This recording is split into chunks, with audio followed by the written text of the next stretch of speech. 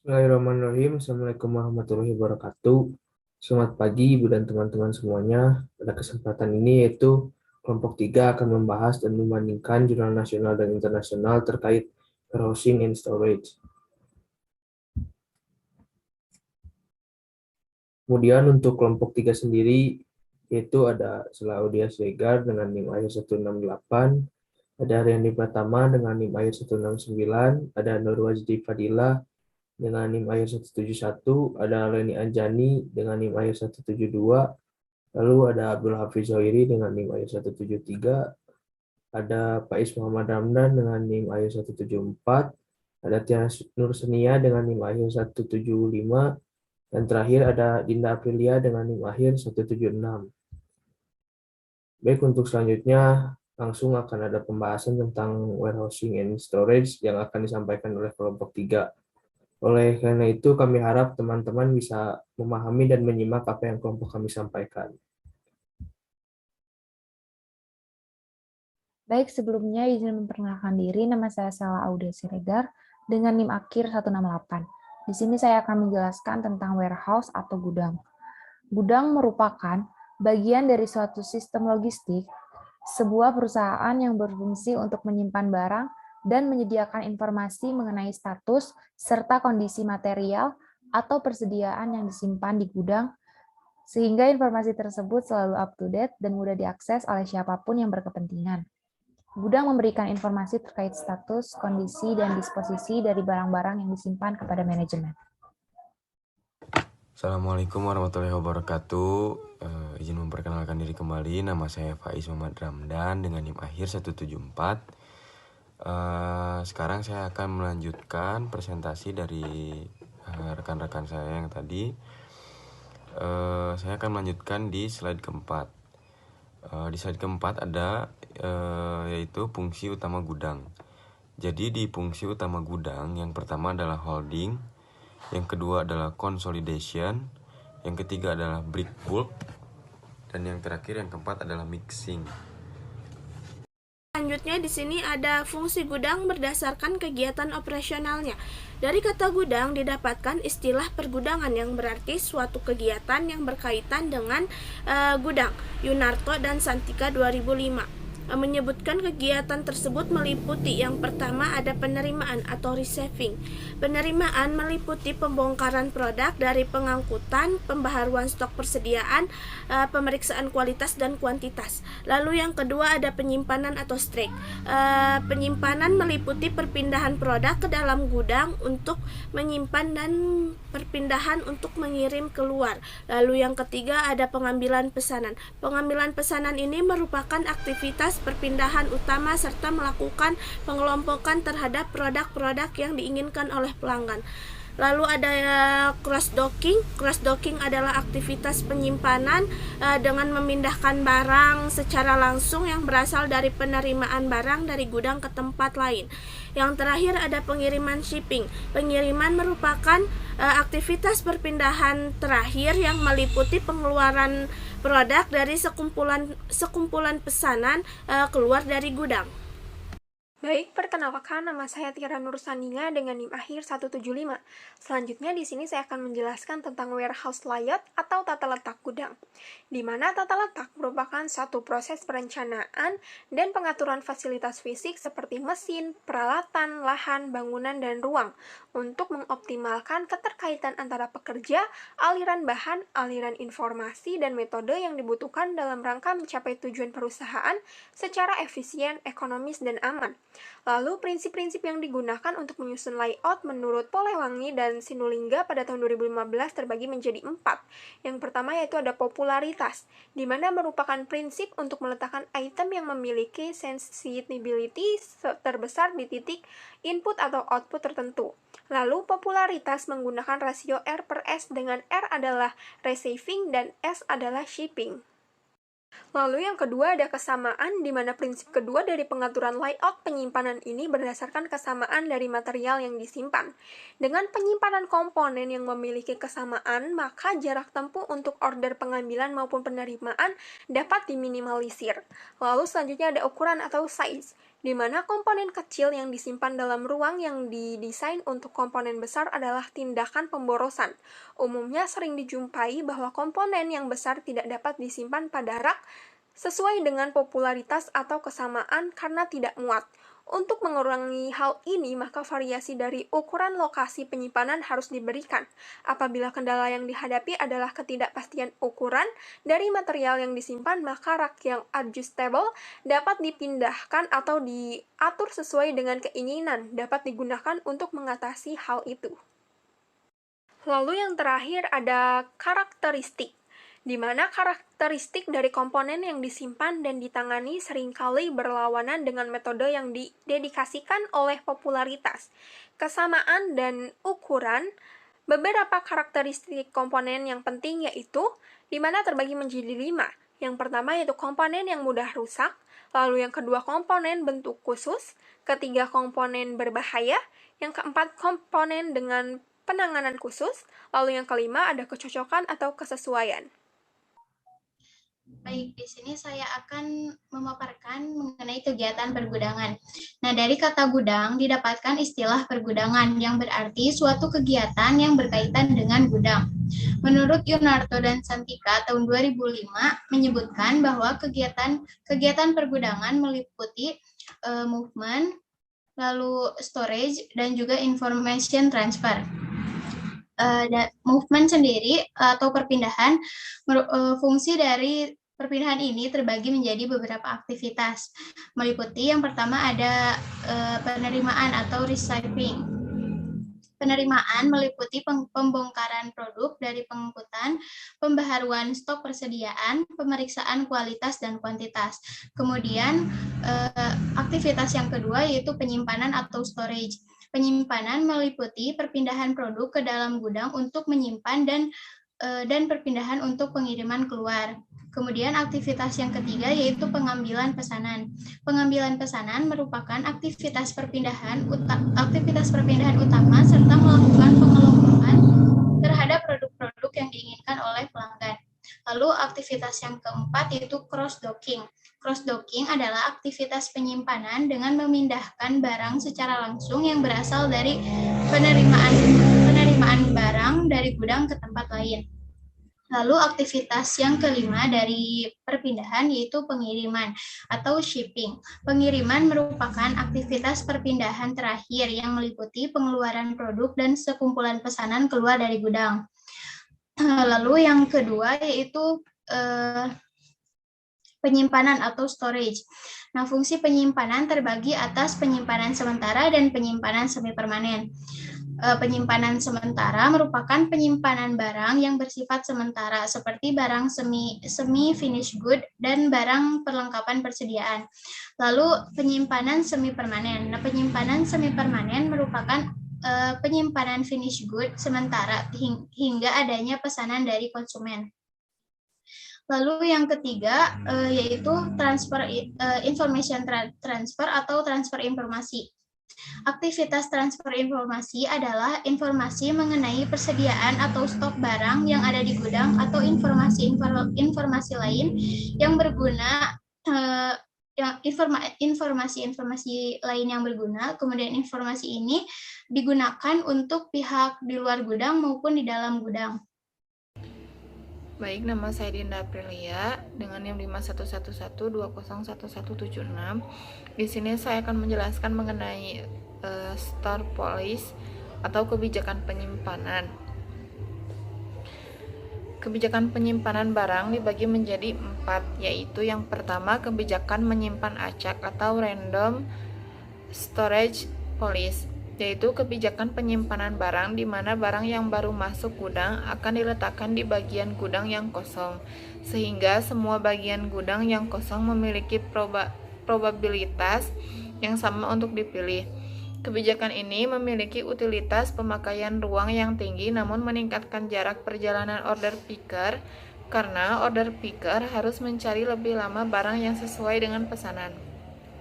Yang kedua, kebijakan penyimpanan tetap atau dedicated storage policy, yaitu kebijakan penyimpanan barang di mana setiap jenis barang sudah memiliki tempatnya masing-masing di dalam gudang. Kebijakan ini memiliki utilitas yang rendah meskipun terdapat suatu jenis produk yang sedang kosong, tempat tersebut tetap tidak boleh diisi dengan jenis lainnya. Keuntungan dari kebijakan ini yaitu order picker akan lebih mudah dalam mencari barang yang dipesan karena sudah hafal dengan penempatan barang di gudang.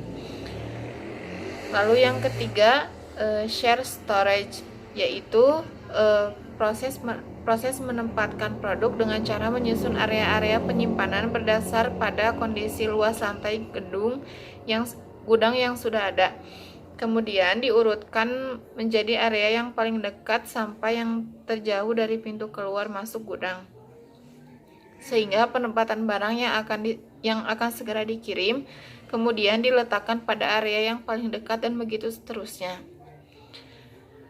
Lalu yang keempat, class-based storage, yaitu kebijakan penyimpanan barang di mana barang dikelompokkan berdasarkan popularitas dengan metode Pareto, yaitu hanya 20% dari barang yang disimpan yang memberikan kontribusi sekitar 80% dari turnover. Barang yang memiliki tingkat popularitas tinggi adalah barang yang memiliki pergerakan cepat, fast moving, biasanya disebut sebagai kelas A.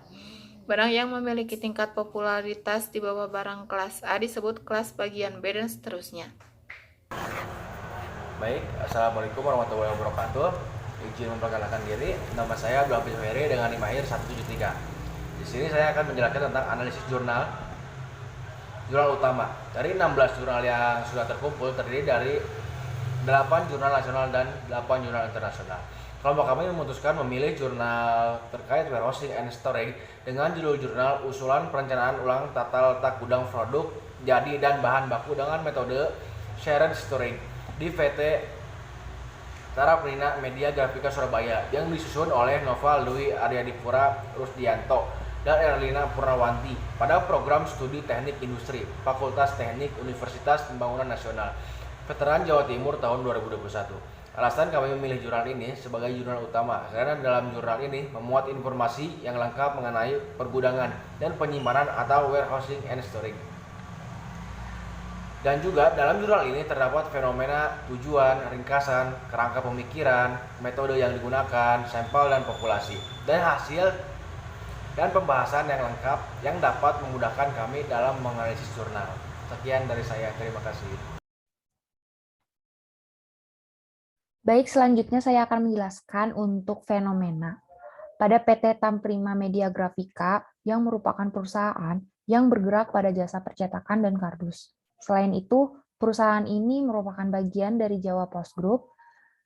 Penempatan produk jadi di area gudang yang tidak berada pada satu area yang sama, dan penempatan produk jadi yang tidak mengoptimalkan luas lantai pada gudang penyimpanan yang menyebabkan banyaknya gang pada lajur forklift, sehingga harus mencari dan menata ulang dalam pengambilan produk. Untuk tujuan, penelitian ini bertujuan untuk menentukan kebutuhan luas area yang dibutuhkan oleh gudang barang yang jadi, serta merancang ulang tata letak gudang dan usulan gudang barang jadi. Dengan demikian, diharapkan bisa memudahkan proses pada bagian penyimpanan serta pengeluaran barang dari gudang. Namun, tetap mempertahankan luas gudang yang ada dengan menggunakan metode share stock. Terima kasih. Di sini ada ringkasan kerangka pemikiran. Dimulai dari studi lapangan. Di studi lapangan ini ada identifikasi variabel. Di dalam identifikasi variabel itu ada ukuran gudang, jumlah produk, varian dan ukuran produk, terus ada demand, ada tata letak. Lalu di bawah identifikasi variabel itu ada pengumpulan data. Di dalam pengumpulan data ada dimensi gudang dan tata letak existing, lalu ada spesifikasi produknya, lalu ada data varian dan ukuran produk, lalu yang terakhir ada data keluar masuknya produk. Lalu di bawahnya pengumpulan data itu ada pengolahan data. Pengolahan data itu terbagi menjadi ada speech requirement sama ada penentuan allowing ruang. Lalu di bawah pengolahan data itu ada menentukan luas area penyimpanan dan peletakan area penyimpanannya. lalu ada menghitung jarak dari pintu ke area penyimpanan, lalu ada perbandingan antara desain awal dan usulan, di bawahnya ada usulan diterima, lalu kesimpulan, lalu selesai. Sini ada metode yang digunakan. Penelitian ini menggunakan metode kuantitatif, yaitu dengan menggunakan metode Sartre-Strouch. Akan tetapi sebelum menggunakan metode tersebut perlu melakukan identifikasi variabel. Adapun variabel-variabel tersebut diantaranya ada variabel terikat atau dependent. Variabel terikat merupakan suatu variabel yang dinilainya dipengaruhi oleh variabel lainnya. Dalam penelitian ini, tata letak usulan gudang merupakan variabel terikat yang digunakan dalam penelitian. Lalu yang kedua ada variabel bebas atau independent. Variabel bebas merupakan variabel keputusan yang akan dicari dan mempengaruhi variabel terikat. Adapun variabel bebas yang digunakan dalam penelitian ini adalah ukuran gudangnya, jumlah produknya, varian produk, dan keluar masuk produk di gudang. Selanjutnya saya akan melanjutkan presentasi di slide ke-15. Di slide ke-15 adalah ada sampel dan populasi. Penelitian dilakukan di PT Temprina Media Grafika yang bertempat di Jalan Karah Agung nomor 45, Jambangan, Surabaya, Jawa Timur. Adapun populasi pada penelitian kali ini merupakan gudang penyimpanan perusahaan, sedangkan sampel pada penelitian merupakan area penyimpanan bahan baku dan barang jadi. Baik, selanjutnya ada hasil dan pembahasan. Pada hasil dan pembahasan yang pertama ada informasi data, itu pada penelitian di PT Temprina Media Grafika dilakukan dengan cara melakukan pengamatan langsung terhadap gudang bahan baku dan barang jadi dengan menggunakan bantuan alat ukur dan bantuan karyawan gudang. Lalu yang kedua ada data produksi. Jadi proses masuk dan keluarnya produk merupakan aktivitas yang dilakukan di dalam gudang. Data yang diperoleh dari produk yang masuk berupa palet tentang data jumlah produk masuk ke dalam gudang. Kemudian produk yang keluar merupakan semua produk dari penyimpanan yang nantinya akan dikirim kepada konsumen. Sedangkan untuk data yang diperoleh berdasar atas produk masuk dan produk keluar. Data tersebut diperoleh dari data produksi yang dilakukan selama 19 bulan, yakni mulai dari bulan Oktober 2018 sampai dengan April 2020. Bisa dilihat di sini ada tabel bahan baku dan produk jadi PT Temprina Media Grafika. Nah, untuk perhitungan rata-rata penerimaan bahan baku dan produk jadi pada salah satu contoh produk ialah sebagai berikut. Kardus kebab sama dengan total keluar dalam 19 bulan, lalu sama dengan sigma 2.700.038.800 dibagi 9, yang dimana hasilnya yaitu 100.044.147 lembar. Baik, untuk analisis selanjutnya yang ketiga yaitu informasi gudang.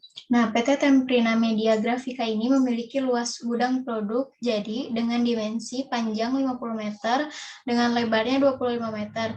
Nah, dengan satu pintu selebar 8 meter.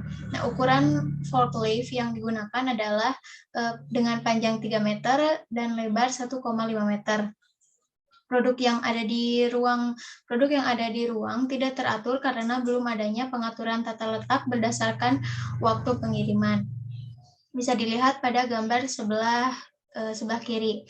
Nah, kemudian untuk hasil dan pembahasan yang keempat yaitu dimensi produk dan palet. Pada gambar sebelah kanan. Nah, pada gudang barang jadi dan bahan baku tiap satu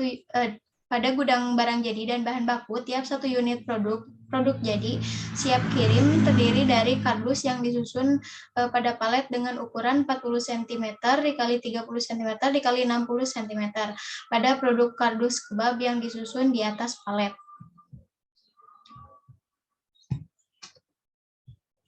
Nah, kemudian di sini adalah ukuran jenis produk jadi dan bahan baku. Dapat dilihat untuk kardus kardus kebab, panjangnya 40 cm, lebarnya 30 cm, dan tinggi 60 cm. Dapat dilihat di layar masing-masing dari nomor 1 sampai nomor 8. Di nomor 8 itu kertas sheet art karton dengan panjangnya 109 cm, lebarnya 79 cm, dan tinggi 100 cm. Baik, lalu di sini ada perhitungan kebutuhan ruang atau space requirement atau S. PT Temprina Media Grafika menghasilkan produk kardus sehingga tidak dapat dilakukan penumpukan. Data pada gudang ini merupakan data pada frekuensi permintaan produk tertinggi. Kapasitas slot untuk masing-masing sama. Perhitungan kebutuhan palet dengan pembulatan ke atas bisa dilihat dari tabel berikut.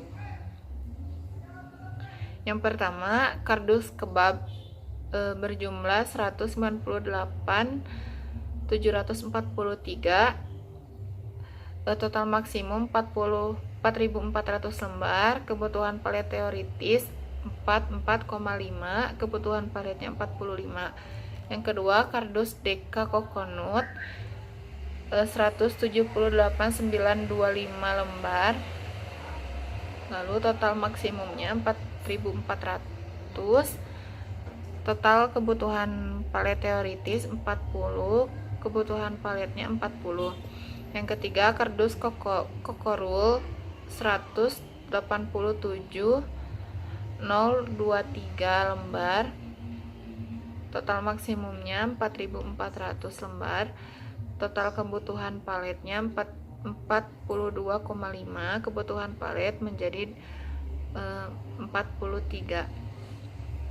Kardus waffle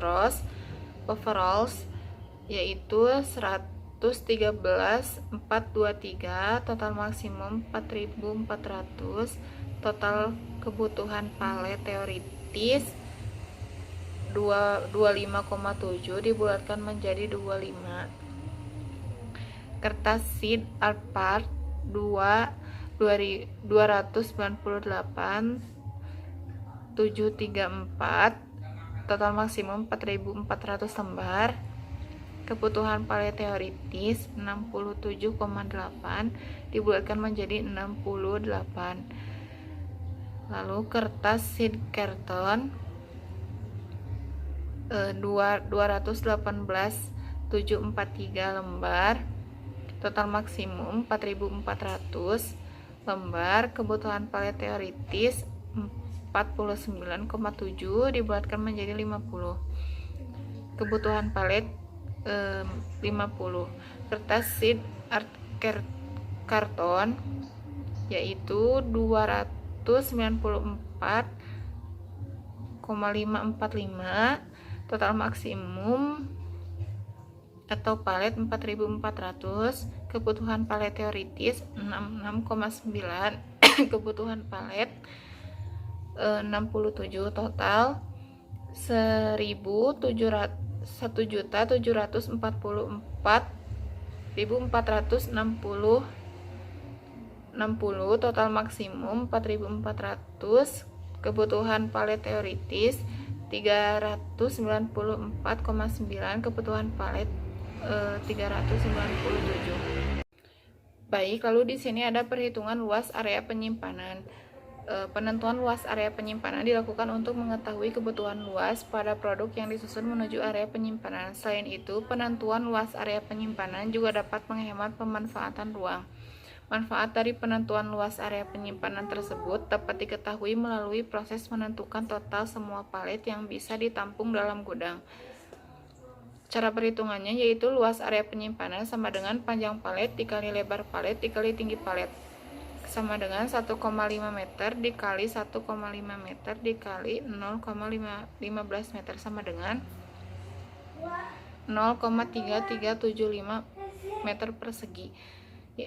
Lalu untuk luas area penyimpanan yaitu kebutuhan palet dikali luas area penyimpanan, sama dengan 45 palet dikali 0,3375 meter persegi, sama dengan 15,1875 meter persegi. Total luas area penyimpanan semua produk yaitu 133,98 meter persegi. Kemudian hasil dan pembahasan jurnal utama yang ketujuh yaitu menghitung kondisi awal. Nah, pada bagian kondisi awal ini peletakan barang dilakukan di sembarang tempat di dalam gudang sehingga hal tersebut membuat produk yang ada menjadi bebas untuk ditempatkan di mana saja atau tidak teratur. Nah, kondisi seperti ini dapat menyebabkan jarak tempuh pengambilan dan penyimpanan barang menjadi semakin jauh. Nah, bisa dilihat pada gambar ini keterangan untuk warna hijau merupakan kertas sheet karton, warna oranye merupakan kertas sheet duplex, warna kuning merupakan kardus deka coconut, warna biru merupakan kertas sheet art paper, warna merah merupakan kardus chocorule, warna ungu merupakan kardus kebab, warna merah merupakan kardus wafer rolls, dan warna hijau tua merupakan kertas sheet art karton.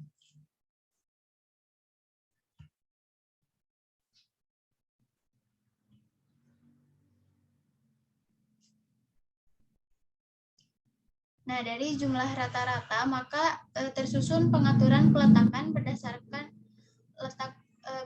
letak gudang awal diperoleh jarak tempuh pada usulan rectilinear distance. Nah, untuk contoh, di sini contoh perhitungan produk yang berada dalam gudang yaitu kardus kebab pada blok A. Rumusnya yaitu dengan menggunakan metode shared storage, rumusnya yaitu nilai mutlak X min A dikurangi nilai mutlak Y min B.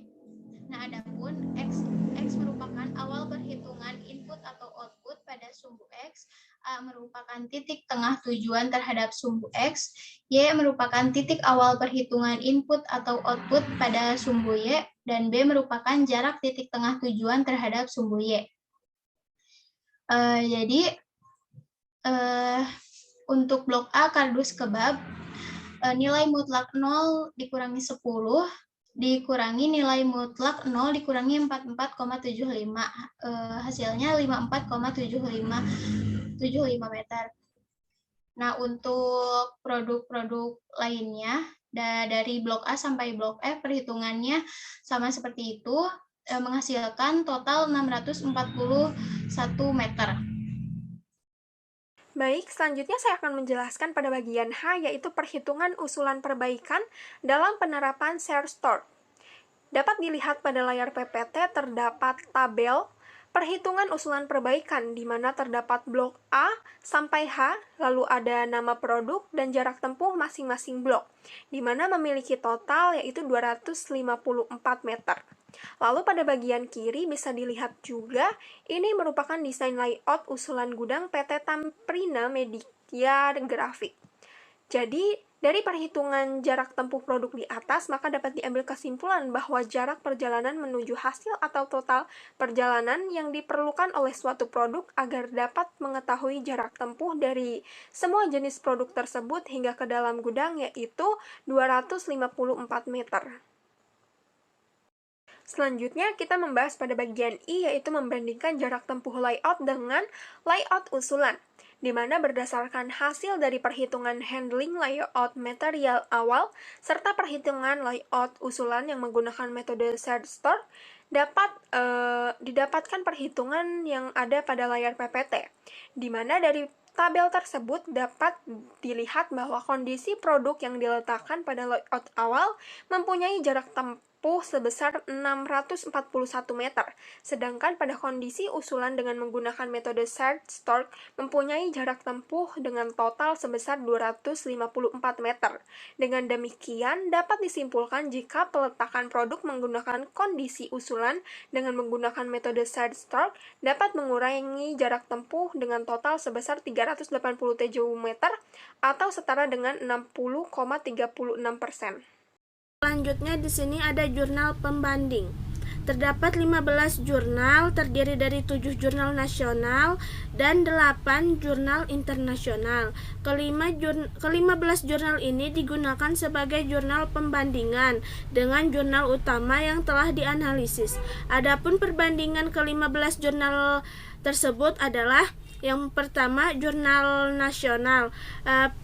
jurnal pembandingnya perancangan ulang tata letak gudang bahan baku untuk meminimalkan jarak pemindahan bahan di PT XYZ. Persamaannya dari kedua jurnal ini terletak pada permasalahan tata letak yang tidak rapi dapat berdampak karena penempatan bahan baku yang tidak teratur dan membuat pengambilan barang menjadi tidak efektif dan juga terganggunya jadwal pengiriman karena operator terlalu lama dengan proses loading. Perbedaannya dari kedua jurnal ini ada metode yang digunakan. Jurnal utama menggunakan metode search trough yang memungkinkan untuk menyingkat waktu penyimpanan di mana mengetahui kapan waktu produksi akan masuk dan keluar pada gudang. Sedangkan metode yang digunakan di jurnal pembanding yaitu metode dedicated storage. Metode ini merupakan penyimpanan barang di mana setiap jenis barang sudah memiliki tempat masing-masing di dalam gudang. Dengan menggunakan metode dedicated storage diharapkan tata letak penyimpanan pada gudang bahan baku di PT XYZ menjadi lebih baik. Kesimpulannya, meskipun kedua jurnal ini menggunakan metode yang berbeda, tetapi kedua jurnal ini memiliki permasalahan yang sama dihadapi oleh masing-masing perusahaan. Dan juga metode yang digunakan oleh kedua jurnal ini sama-sama bertujuan untuk mengefektifkan tata letak gudang. Lalu ada jurnal internasionalnya, model development kapasitas maksimal covering location problem CMCLP in determination of location.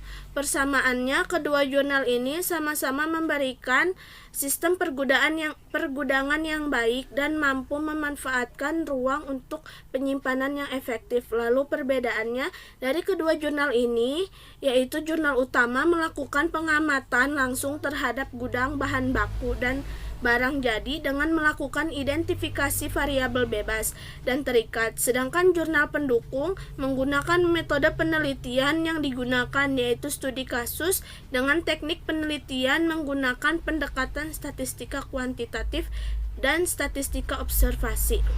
Kesimpulannya, meskipun metode pengumpulan datanya berbeda, namun tujuan dari kedua jurnal yaitu sama, untuk memanfaatkan ruang untuk penyimpanan yang efektif. Nah, perbandingan jurnal yang ketiga yaitu jurnal internasional dengan judul The Principle and Objective of Logistic Enterprise Warehouse Layout and its Layout Model and Design. Nah, untuk persamaannya, persamaan dari kedua jurnal ini yaitu membahas mengenai rancangan tata letak gudang penyimpanan yang sebaiknya digunakan oleh perusahaan guna mengefisienkan waktu pengeluaran atau pengambilan barang dan juga mengefektifkan ukuran gudang supaya penyimpanan barang menjadi lebih tersusun rapi. Kemudian perbedaan jurnal utama dengan jurnal pembanding ini yaitu pada penulisan jurnal. Nah, pada jurnal utama dilakukan penelitian langsung guna mengusulkan rancangan ulang tata letak gudang produk jadi dan bahan baku di PT Temprina Media Grafika. Sedangkan dalam jurnal pembanding, penulisan dari jurnal ini yaitu menganalisis bagaimana sebaiknya perusahaan logistik di Guangdong, Cina untuk melakukan tata letak gudang didasarkan pada prinsip dasar tata letak gudang, tujuan utama tata letak gudang, mode tata letak gudang, dan juga desain tata letak gudang. Nah, jadi kesimpulan dari kedua jurnal ini, yaitu meskipun penulisannya dari kedua jurnal ini berbeda, tetapi tujuan dari penulisannya memiliki tujuan yang sama, yaitu untuk merancang tata letak gudang penyimpanan supaya lebih efisien dan lebih rapi. Untuk perbandingan jurnal selanjutnya, yaitu dengan judul Peranan Data Warehouse Software dan Brainware terhadap Pengambilan Keputusan atau Literatur Review Executive Support System for Business. Persamaannya yaitu dari pengumpulan data penelitian ini yaitu dengan cara melakukan pengamatan langsung terhadap gudang bahan baku dan barang jadi dengan bantuan alat ukur dan karyawan gudang. Perbedaannya yaitu metode penelitian yang digunakan pada jurnal utama yaitu metode self-storage. Berdasarkan pada kondisi luas lantai gudang, selanjutnya ditata dari area yang paling dekat sampai yang terjauh dari pintu keluar masuk sehingga penempatan barang yang selanjutnya akan segera dikirim diletakkan pada area yang paling dekat, begitu pula seterusnya. Sedangkan pada jurnal pembanding adalah metode penulisan artikel ilmiahnya menggunakan metode kualitatif dan studi literatur atau library research. Kesimpulan dari jurnal ini yaitu kedua jurnal ini sama-sama menggunakan pengumpulan data yang sama tetapi berbeda dalam penentuan metode penelitiannya. Yang kemudian ada perbandingan jurnal dengan judul An Empirical Study on Data Warehouse System Effectiveness: The Case of Jordanian Banks in the Business Intelligence Era. Persamaannya yaitu dari jurnal utama dan jurnal pembanding sama-sama membahas mengenai penempatan bahan baku yang kurang efektif di dalam gudang. Perbedaannya yaitu metode pada penelitian jurnal pembanding mengembangkan model teoritis khusus untuk gudang data domain sistem yang dibangun di atas model Delon dengan MCLAN. Sedangkan metode pada jurnal utama menggunakan metode shared storage. Kesimpulannya yaitu pada kedua jurnal ini sama-sama membahas mengenai penempatan bahan baku dalam pabrik, namun metode yang digunakan dalam jurnal pembanding dan jurnal utama berbeda.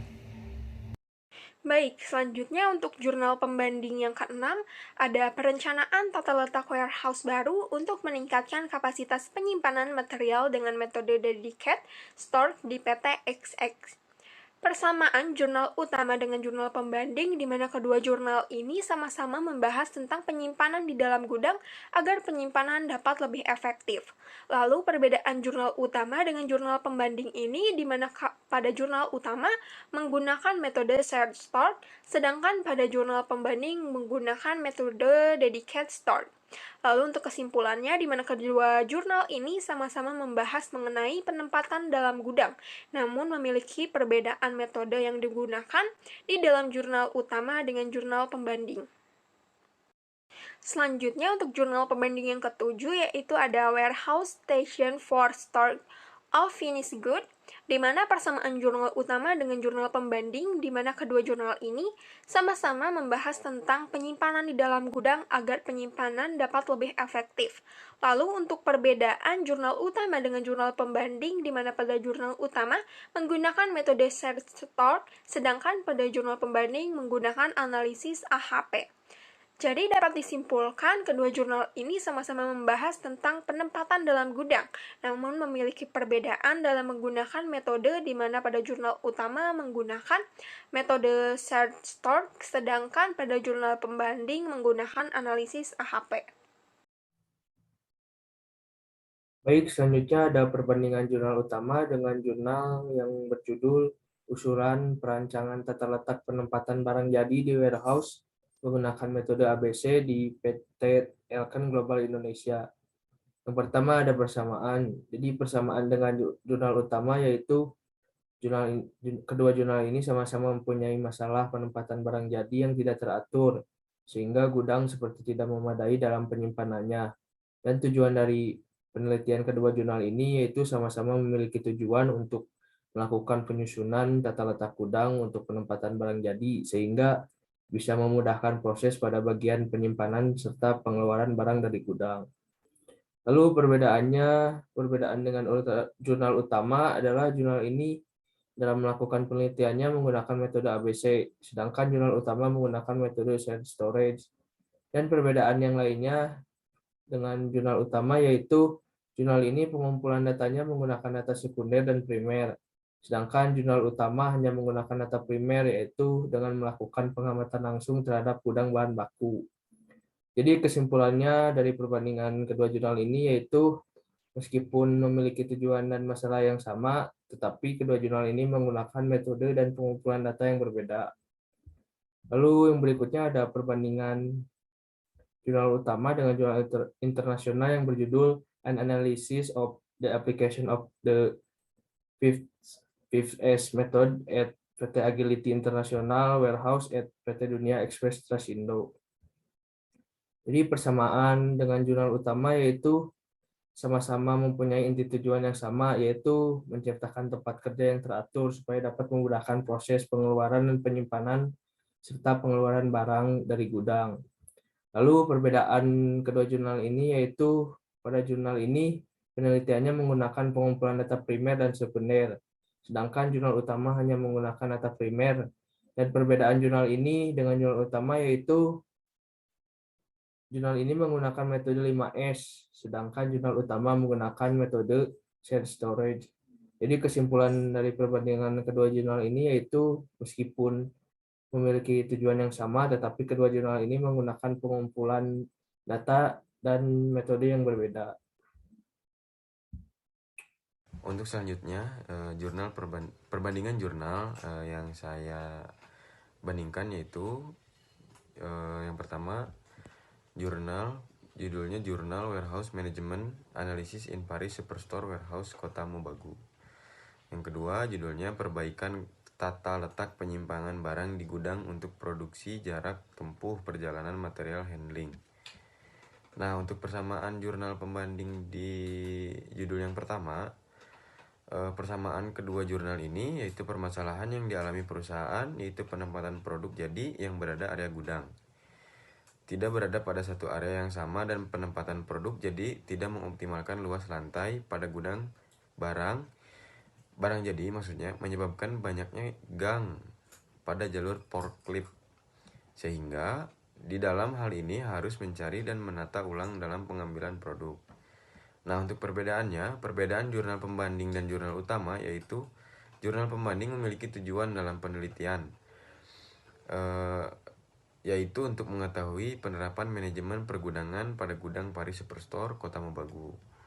Jadi kesimpulan di perbandingan jurnal yang pertama, yaitu kesimpulannya dari kedua jurnal ini adalah meskipun mempunyai persamaan permasalahan yaitu masalah penempatan dan tata letak, tetapi produk perbedaan dalam tujuan penelitian yang dilakukan di masing-masing jurnal. Selanjutnya di judul yang kedua, di judul Perbaikan Tata Letak Penyimpanan Barang di Gudang untuk Produksi Jarak Tempuh Perjalanan Material Handling. Jadi di persamaan jurnal yang kedua, persamaan kedua jurnal ini adalah perhitungan kebutuhan ruang digunakan untuk menentukan kapasitas penyimpanan pada blok penyimpanan yang tersedia untuk mengetahui apa jumlah blok yang tercukupi atau tidak untuk menempatkan produk yang masuk ke gudang. Nah, untuk di perbedaannya, perbedaan jurnal pembanding dan jurnal utama yaitu jurnal pembanding menggunakan metode dedicated storage, sedangkan jurnal utama menggunakan metode penelitian yang digunakan adalah shared storage.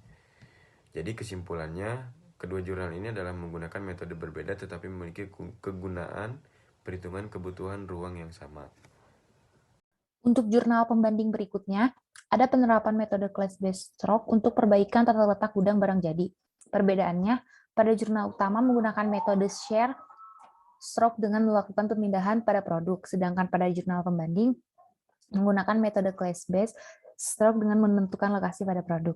Untuk persamaannya, kedua jurnal sama-sama menerapkan sistem material handling yang melakukan pergerakan, penyimpanan, serta pengendalian terhadap suatu barang, benda, atau muatan. Kesimpulannya, pada jurnal pembanding dan jurnal utama, mereka menggunakan metode yang berbeda dengan persamaan menggunakan sistem yang melakukan pengendalian terhadap suatu muatan atau produk. Untuk jurnal pembanding berikutnya, E-commerce Logistic Intelligent Warehouse System Solution Based on Multimedia Technology. Untuk perbedaannya, pada jurnal pembanding, sistem penggunaannya berbeda dengan jurnal utama, yang dimana pada jurnal pembanding memperkenalkan metode sistem serta komponen pergudangan kepada industri manufaktur. Untuk persamaannya, pada kedua jurnal sama-sama optimal pada sistem tata letak pergudangan dan pada operasi penyortiran barang lebih mudah dikendalikan dan tidak dibatasi. Untuk kesimpulannya, pada jurnal pembanding dan jurnal utama pada sistem penggunaan berbeda, dan kedua jurnal ini sama-sama optimal dalam operasi sistem tata letak yang sama. Terima kasih. Judul jurnal yang kedua yaitu tentang implementasi metode klasifikasi ABC pada warehouse management sistem PT Cakrawala Tunggal Sejahtera. Di persamaan kedua jurnal ini yaitu permasalahannya yang dialami perusahaan yaitu menempatkan produk jadi yang berada di daerah gudang dan berada pada satu area yang sama. Lalu perbedaan kedua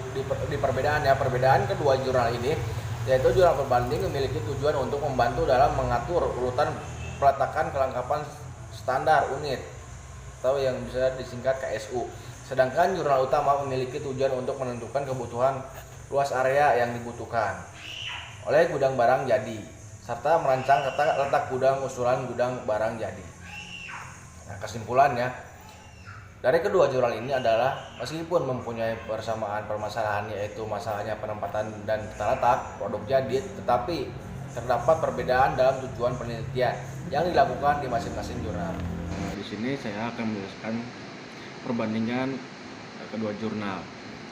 Dari jurnalnya yaitu Business Mode Analysis of Smart Retail Logistics Solution Thinking the Business Model Canva. A case of an on-demand warehousing a marketplace.